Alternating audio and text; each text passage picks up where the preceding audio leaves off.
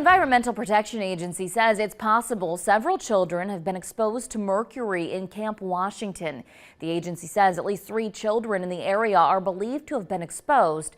Our Brittany Harry continues our coverage tonight after speaking with EPA officials who were out cleaning the impacted area earlier today. Physically removing the mercury from the ground, and then once that's completed, we'll start removing contaminated material that the mercury might have soaked in or permeated. Right now, the Environmental Protection Agency says it's working to clean up mercury found in Camp Washington.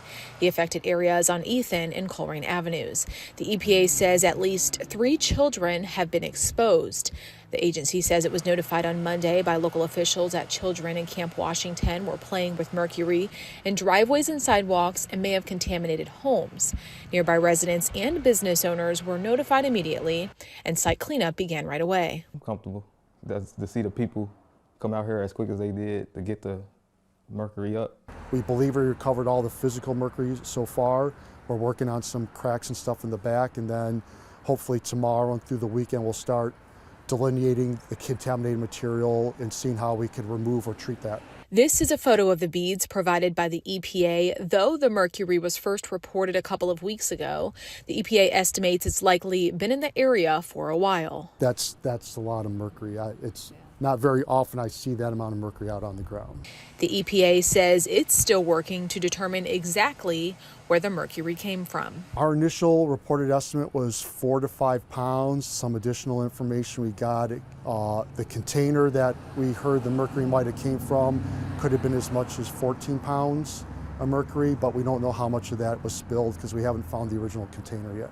The Camp Washington Community Council says all of the people who have been exposed are doing well, but there is concern there could be more cases. The World Health Organization says exposure to mercury is one of the top 10 chemicals of major public health concern.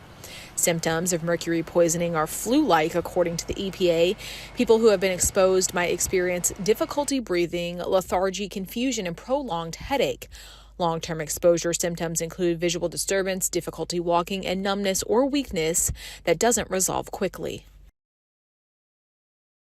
And that was Brittany Harry reporting. Now, if the EPA determines that your home needs to be screened, they say that they will contact you and set that up. It's unclear when the cleanup will be complete, though. If you think you or your child may have touched mercury, you should call the Poison Control Center.